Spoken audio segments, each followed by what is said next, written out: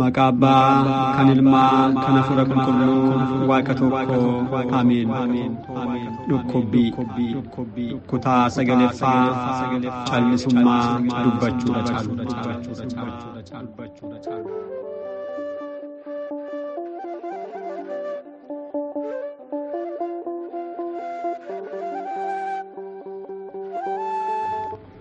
Beekamsa caalaa gaarummaa kan jaallattu yaa gooftaa koo Yesuus Kiristoos baay'ina obsa kee akkan beekuuf furtuu cuftuu arrabaa kan taate callisummaa naaf kenni jedhu malkaa Yesuusii kan geessan.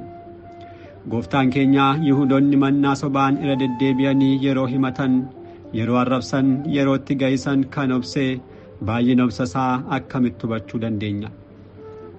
Waan hin balleessinetti yeroo himatamtu waan hin raawwatiin raawwatteettaa jedhamee himannaan du'aaf geessisu yeroo sirratti banamu callisummaan fudhachuun baay'ee cimaadha. Kanaafis saariin mataa kee irraa ittisuuf yaaluun keenaaf tarii dubbachuu dabartee warreen si himatan, warreen si arrabsan, warreen sitti tufan lafta afaan bantee akka isaan liqimsitu taasisuu osoo dandeessee taasisuurraan deebitu. Gooftaan keenya garuu hundumaa taasisuu osoo danda'u callisummaan fudhate. Callisummaan amma kanaa callisummaa akkamiitii? Obsa amma kanaas obsa akkamiitii jennee sirna qulqulleessaa keenyaan dinqifachuurraa kan hafe maal jechuu dandeenya?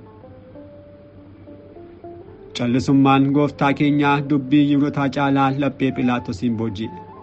Dadhabbiin Waaqayyoo namarra jabaataa jechuudhaan akkuma dubbatamee obsi gooftaa keenyaa Philaatoosiin dhiphise.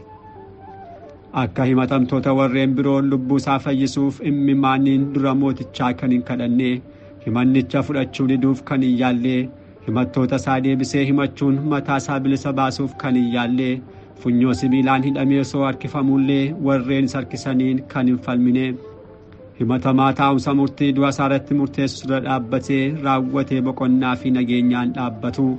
Gooftaarraa kan hafe argee kan hin beekne Phiilaaxoos hangafoota lubootaa caalaa callisummaan naazirtisaa isa booji'e.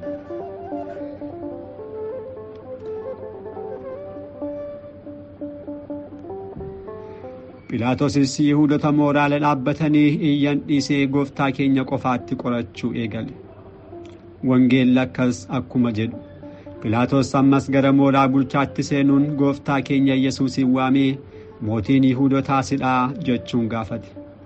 Gooftaan keenya Yesuusis deebisee ati kana kan jettu mataa kee irraa moo namoonni biroo waa'ee koo sitti himan jechuun deebise. Wangeela Yohaannis boqonnaa 18 lakkoofsa 32-33. Dubbachuun yeroon jira waan ta'eef gooftaan keenya deebbii kenne. Deebbiin isaa garuu gaaffiidhaan ture. Ati mootiidha jettee kan na gaafattu ofuma kee irraa moo isaan waan sitti himaniifi jechuun deebise.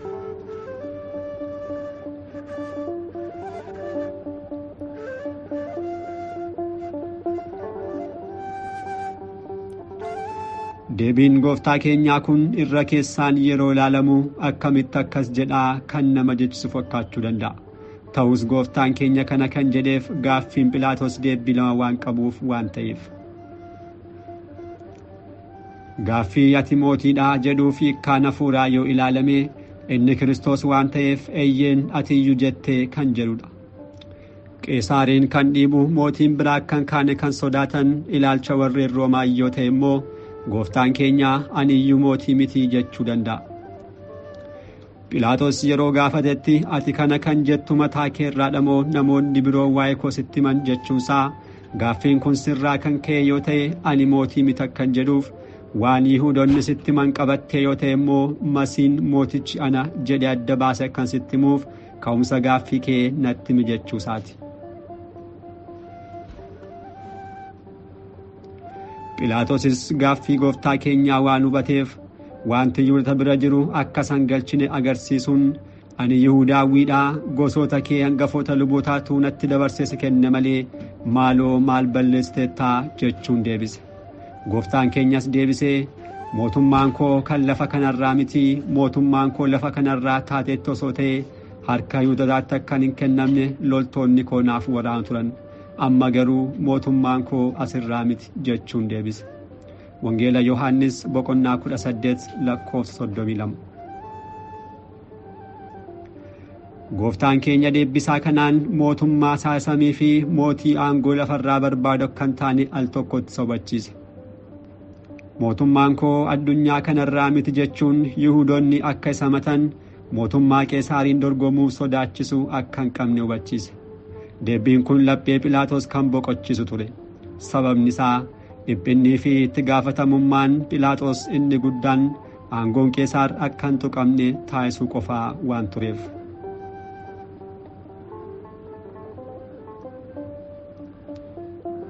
Jechi mootummaa koo jedhu immoo Kiristoos mootii ta'uusaa kan agarsiisudha. Barreessaan seenaa mana kiristaanaa Awusaabiyoos inni Qiisaariyaan akkuma jedhee mootummaan Kiristoos seerota biyya lafaan kan hin murtoofne barumsa isaa waaqummaa fi isa samii kan ta'een lubbuuwwaniif kan ibse waan ta'eef addunyaa hundatti kan babal'atedha. Kana irratti hundaa'uun mootummaa isaa jedhamnee kan waamamne maqaa isaatti amananii kan isa waliin bu'an duuka bu'oota isaa mana kiristaanaa bu'uura isaanii irratti hundooftee fi maqaa isaatti kan amanne nu kiristaanotadha.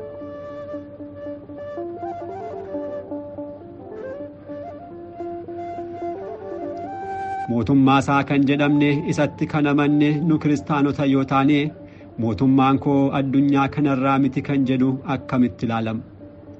Gaaffii nuti kan jirru addunyaa kanarra miti jedhu kaasuun hin oolu. Gooftaan keenyas addunyaa kanarraa miti jedhe malee addunyaa kanarra miti hin jenne. Manni kiristaanaa fi kiristaanonni maqaa isaatti amanan addunyaarradha malee addunyaarraa miti waan ta'aniif. Gooftaan keenya waa'ee kiristaanota warreen jalqabaa waa'ee duuka bu'oota isaa yeroo dhugaa ba'u an addunyaa kanarraa akkuma hin taane isaanis addunyaa kanarraa miti waan ta'aniif addunyaan isaan jibbe jechuun dubbateera. Wangeela Yohaannis boqonnaa 17 lakkoofsa 14.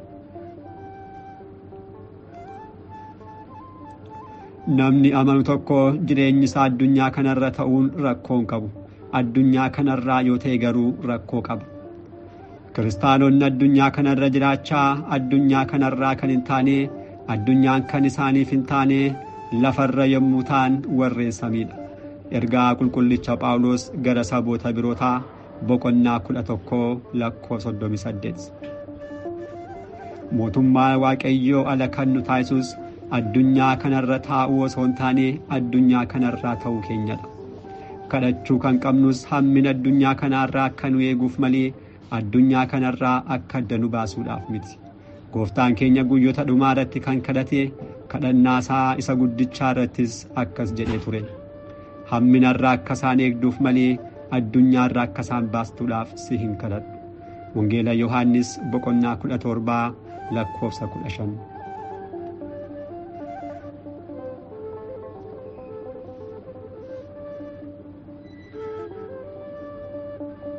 Philaaxoos deebii gooftaa keenyaa kanaan Kiristoos mootii Qeesaariin kuffisuuf yaaluu akka hin taane yoo hubate iyyuu dubbiin mootummaa koo jedhu kan sodaatamu osoo hin ta'in Kiristoos mootii akka ta'e kan agarsiisu waan itti ta'eef kanaafuu mootummaan kee lafa kanarraa miti malee ati mootiidha jechuun gaafate.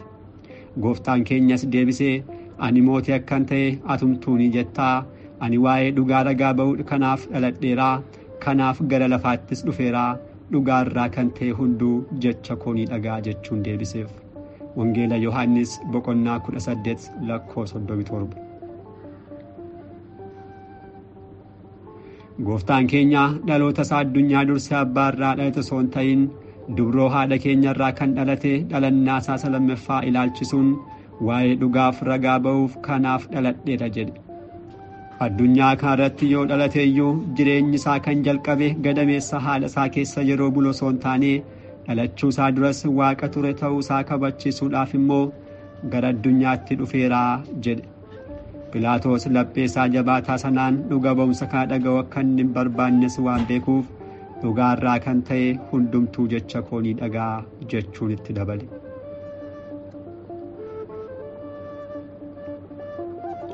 Philaaxoos itti fufuun jecha dhugaa jettu yeroo dhaga'u dhugaan maalii jechuun gaafate. Deebii isaa garuu osoo hin dhaggeeffatiin gadi ba'ee Yihuudootaan ani balleessaa tokkollee isarratti hin argine jechuun dubbate. Qulqulluun Yohaannis afaan warqee Philaaxoos deebii gooftaa keenyaa osoo hin eegin gaaffii inni gaafate yeroo kan barbaadu ta'uusaa hubachuun harka Yihuudootaatti yoon kuffise wayya jedheeti jechuun dubbateera. Yaa Philaaxoos gaaffii gaafatanii deebii isaa osoo hin dhaga'in ba'uun waan akkamiiti? Waan bilisan baasne xiqqoobsite osoo dhageesse ta'e maal qaba? Dhaabbattee osoo dhaggeeffatte ta'es gaaffii kee dhugaan maali jedhuuf dhugaanis jireenyis daandiinis ana jedhee siif deebisa ture. Philaaxoos dhugaa kan ta'e isaan dhugaan maalii jechuun gaafate. Deebii isaas osoo hin eegin gara laatti ba'e.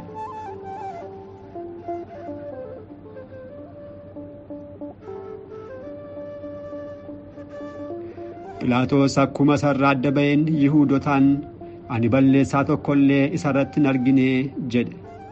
Isaan garuu jabeessanii Galiilaarraa kaasee Yihuudaa guutuutti barsiisaa uummata ciiqa jechuun dubbatan. Akkas kan jedhaniif sababni isaanii guddaan kanaan dura namoonni jeequmsa kaasanii du'aan adabaman Galiilaa keessaa kan ka'an waan turaniif Iyyasuusis Galiilaarraa ta'uusaa ibsuun Philaaxoos waan kanaaf caalaatti akka sodaa taasisuuf ture. Philaaxoos garuu nama Galiilaati jechuu isaanii yeroo dhaga'u nama Galiilaati jedhee irra deebi'ee gaafachuun Galiilaan bulchiinsa Heroos akka taate yeroo beeketti gara Heroositti erge.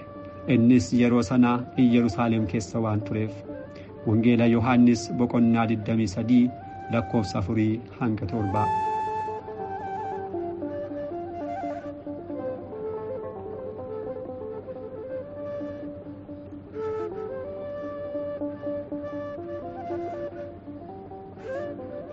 Kutaattaanuun hanga deebinutti turtii gaarii galanni Waaqayyoof.